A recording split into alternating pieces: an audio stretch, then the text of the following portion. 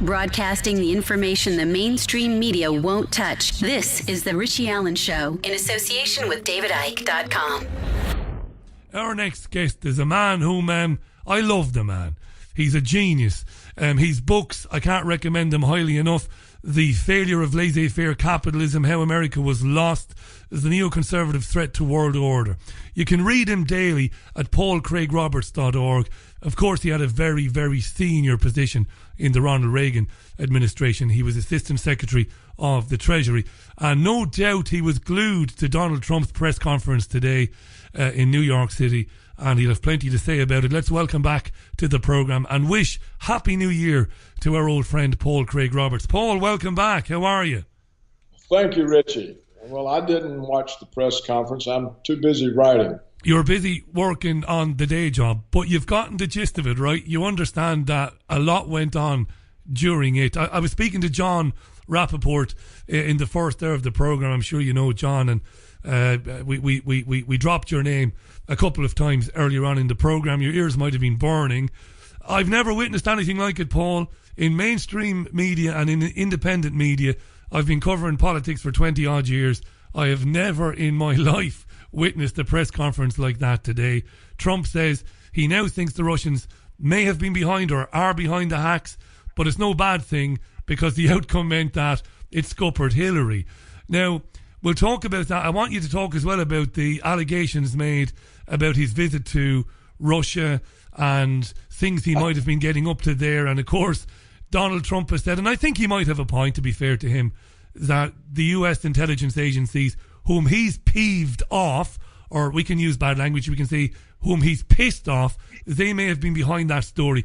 Paul, put this into context. What is going on? Well, Richie, clearly, contrary to the liberal, progressive, left-wing view of Trump as just more of the same, another billionaire oligarch representing the establishment, we are faced with the quite extraordinary total opposition to Trump by the establishment. We even have the CIA so determined to resist Trump's presidency that they come out with fake news reports. In the total absence not only of any evidence, but of any evidence involving Russia, but of any evidence there was any hacking whatsoever. So the real question is, why does Trump say, well, the Russians may have that's not really what he said. If you look at his own statement as opposed to what the prostitute media says he said. Nevertheless, he's feeling enormous pressure. The CIA has made it completely clear that they do not accept his presidency. And they are openly and blatantly conducting a campaign to delegitimize the president-elect. Why are they doing that? Because they are defending their power and profit. The military security budget in total comes to $1,000 billion annually. It's a huge sum. They don't want normal relations with Russia. They need a Russian threat. They don't want NATO reconsidered and perhaps scuppered. These are things that are totally against their interest. Eisenhower warned us about the military security complex. What was it? It was 55 years ago. Look how much more entrenched they are. They are a state within the state. It should strike everybody that the security service is openly trying to discredit the president. what do they expect? Did they expect him not to clean them out? Or are they so confident of their power they don't fear him? Which is it? I don't know. Because your article yesterday was absolutely brilliant and thought-provoking. And, no, it was. You know, you and I have spoken about these issues for over 2 years, and we agree on pretty much 98%, I think, of things. And I think where it ultimately goes, I think we sometimes disagree. But I have enormous respect for your experience and for your courage in the books that you've written, Paul, about these issues and the things that you've said. And I mean that from the bottom of my heart. Don't count on Trump being inaugurated, you wrote yesterday. How far do we take that, Paul? If they are terrified of this guy because they really believe that he's going to withdraw from interventionism and that he's going to get away from incursions in the Middle East and he's going to get away from all of that, how far might they go with this guy? Do you think his life is in danger? Sure. He thinks so himself. You've seen his announcement that he's supplementing his Secret Service protection with private security protection. He doesn't even trust the Secret Service because the Secret Service were involved in the assassination of Kennedy. They were supposed to be protecting him. But if you watch the films of the assassination, you see the agents are called off the car just before the shots fired. So yes, they're perfectly capable of that. Here's my take on it. I think this is a moving thing. It's like a rolling wave. First, they thought they could use the media to block him from getting the Republican presidential nomination. They failed. Then they thought they could use the media to block him from being elected president. An all-out effort was made. They failed. Then they've tried to block him in the Electoral College by trying to persuade the electors that the election was tainted by Russian interference and they shouldn't elect Trump. That failed. So now they are attacking him. For what purpose? Are they trying to set up a coup on the grounds he's a Russian agent, like the New York Times has said, like the CIA has said? They might have been trying that. It doesn't look like that's going to work. So what can they get out of this? Well, they have set the stage with all these accusations for a year of investigations, of hearings, of more accusations, of doubts. And what they may be trying to do now is to box Trump in from his agenda. For example, the Democrats can't do anything about him because they are a minority in the House and Senate. But there are enough Republican neoconservative warmongers who are opposed to better relations with Russia, who think the CIA is a great heroic organization that makes us safe and keeps our enemies from getting us. There are all these mindless people who think that might is right, might is the only thing. And so he has to worry now. It's been made clear he's going to be under full-scale assault, that if he does normalize relations with Russia, some of the Republicans are going to go over to the Democrats. He could even be impeached as a traitor. You just don't know. So I think this thing is rolling. The CIA is not giving up. If he gets in there, he can maybe remove the director, or maybe that will then be taken as confirmation that he's a Russian agent. You see what I'm saying? The way they form it up around him, if he exercises his agenda, if he tries to implement it, it will be taken as confirmation that he's Putin's man. So they're putting as many constraints on his ability to normalize relations, to get out of Syria, to reassess NATO, they're just going to block him in from that. Can they succeed in that? I think probably they could. You think they can? What he actually said today was, he said, I think it was Russia. But the caveat he put on that was, he said, we do get hacked by other people, but he did say, I think it was Russia. Tell you what's extraordinary, Paul. Later on then, let me just finish, because this is, I want our audience to hear this.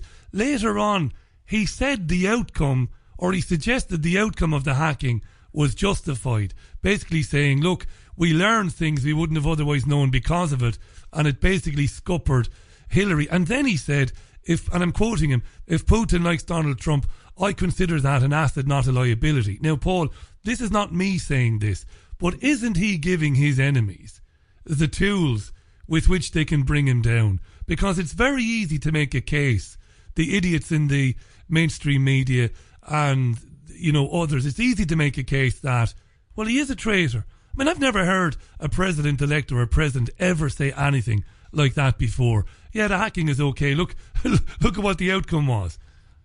Well, it's not just Trump who said that. But first of all, let's be clear. There was no hacking whatsoever.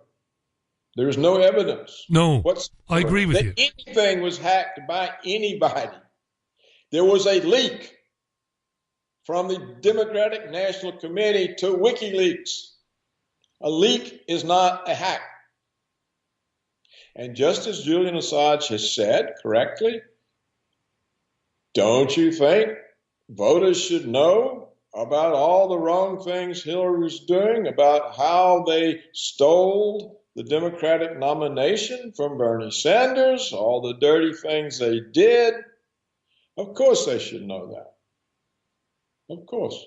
And the Clinton Foundation, corruption and crimes and everything else. You're 100% right, Paul. So why is Trump not sticking to that then? Why is Trump not saying, listen, nobody was hacked? I still don't believe the Russians did it. What's he doing here? I think he's trying to shut up the CIA to get off his case. But they might kill him. Sometimes you have to... you could be in what does he want to do? Fight the CIA for the next year or try to achieve something? So maybe he thinks, okay, look, I'm dealing with the mafia here, and how do I deal with the mafia in New York? Well, I give them something. I don't just stonewall them. So, okay, I'll give the CIA something. Maybe now this will satisfy them. They'll have their little bit of what they need, and we can get on about a business. That could be the explanation. At some point, see, that's another thing they could be doing. Just keep him in a fight so he can't do anything. What comes across to the public then is that, oh gosh, he's just inflexible. So, there are different ways you can see this. Facts aren't very important in the Western media. The Western media is not really interested in facts. And the American people no longer can tell a fact from a non-fact. But what they can see is constant agitation, constant controversy, and that is no good for a new president, assuming he gets in office. And to go in office having the burden of an ongoing fight like this is very counterproductive to any agenda. So it could be simply that, or it could be simply that no one on his staff has comprehended that a leak is different from a hack, and that this was a leak from inside the Democratic National Committee, which is what the British ambassador Craig Murray said.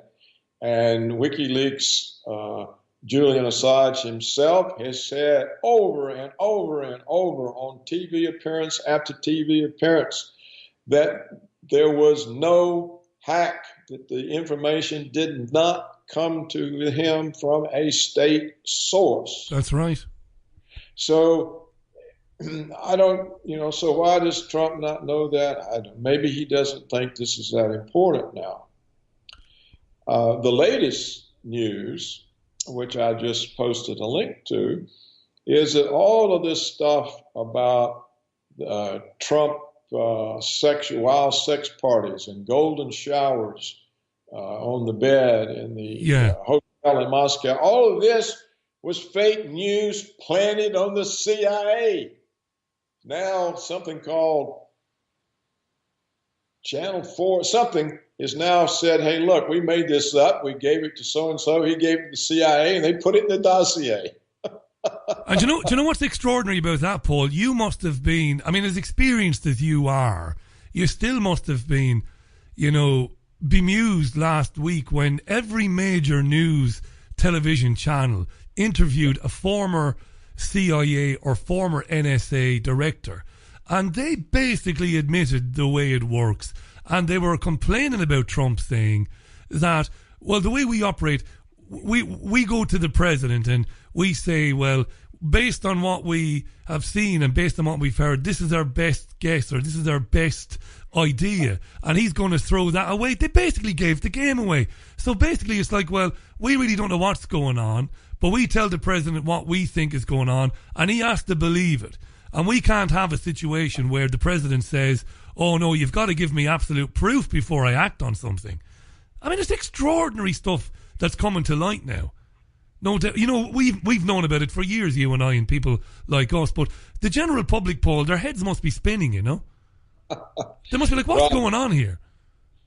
Well, the CIA was probably trying to say that it's not unnormal to tell the president this is our best estimate.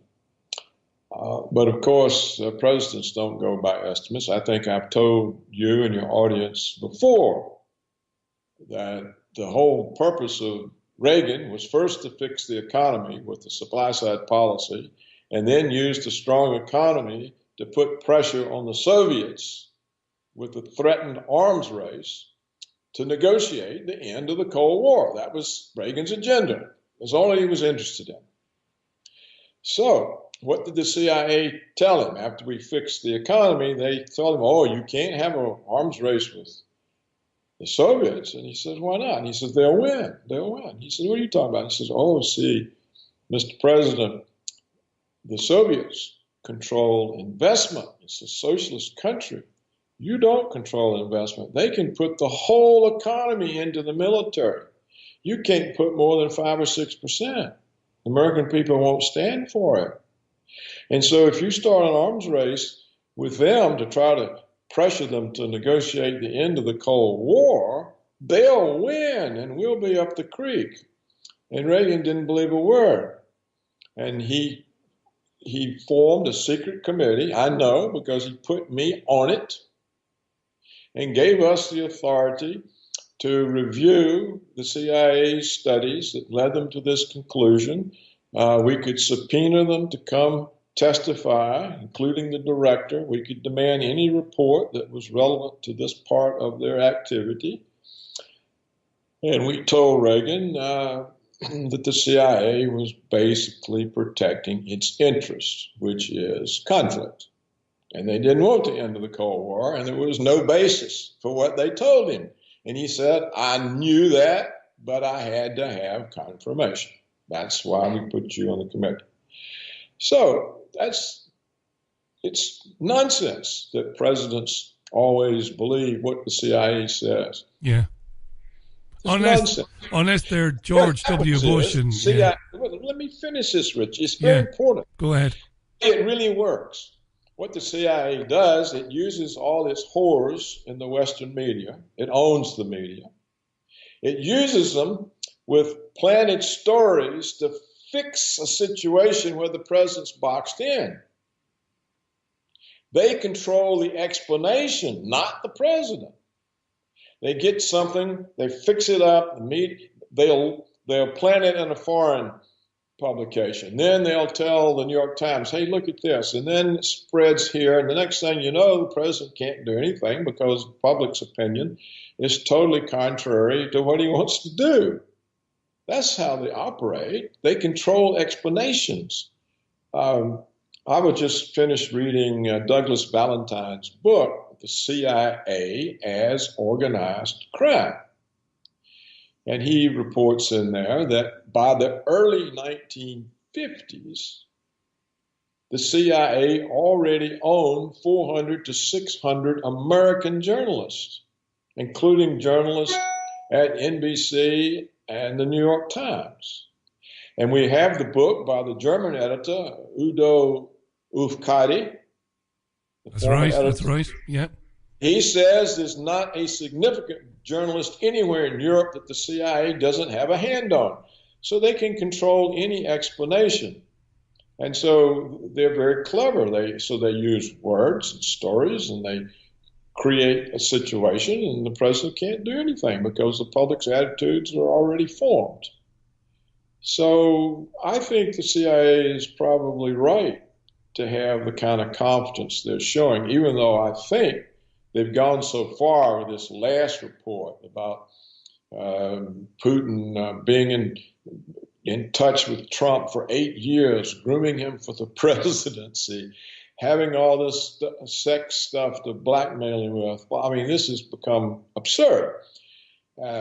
It's absurd for many, many reasons. For example, part of this report is that Lieutenant General Flynn, who is designated as Trump's national security advisor, he was the director of the Defense Intelligence Agency. This is one of our most important intelligence agencies.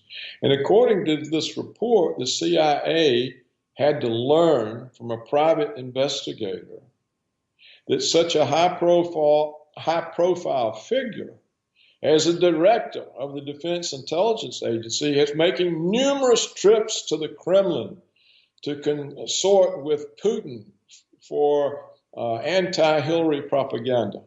Well, this is nonsense. If the CIA has to learn this from a private investigator, it's not an intelligence agency.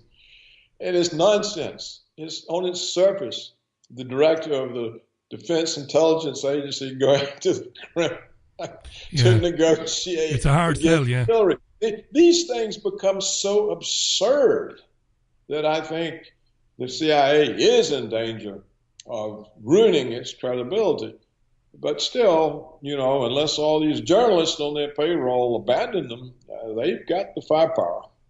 I want to ask you, in the time we have left, and I'm delighted you've come back on, Paul, because, look, you know that I've stated and my listeners have to put up with me, I suppose, or they don't have to put up with me, they can listen to somebody else, but those who do put up with me know that I'm not a fan, ultimately, of Trump, of billionaires, of oligarchs, and I suspect that the House always wins, regardless of who's in the seat. But it's important that guys like you come on, particularly with your experience, to give a different side of it, and that I don't get in your way, because I get to have the soapbox here most of the time. But I'm going to stick with one thing, though, and that is Trump on Israel. I believe he's a Zionist, Paul. I believe he has a deep relationship with somebody like Bibi Netanyahu. I worry about comments he's made about Palestinians, and I worry. Let me just finish the last point, and then I'll shut up and get out of your way. And I really, really, really worry about comments about we'll put the US embassy in East Jerusalem. There are a lot of Zionists around Trump. I don't like it, Paul.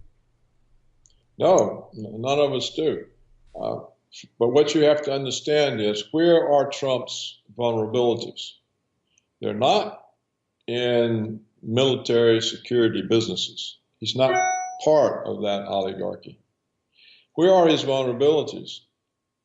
Real estate and entertainment. Who controls entertainment in the United States? The Jews. Who controls New York real estate and the big banks? The Jews. So, how many enemies can he afford to have? Right. So I think this is just Trump keeping the Israel lobby off his back. He's already got the CIA on his back. Does he want Mossad too?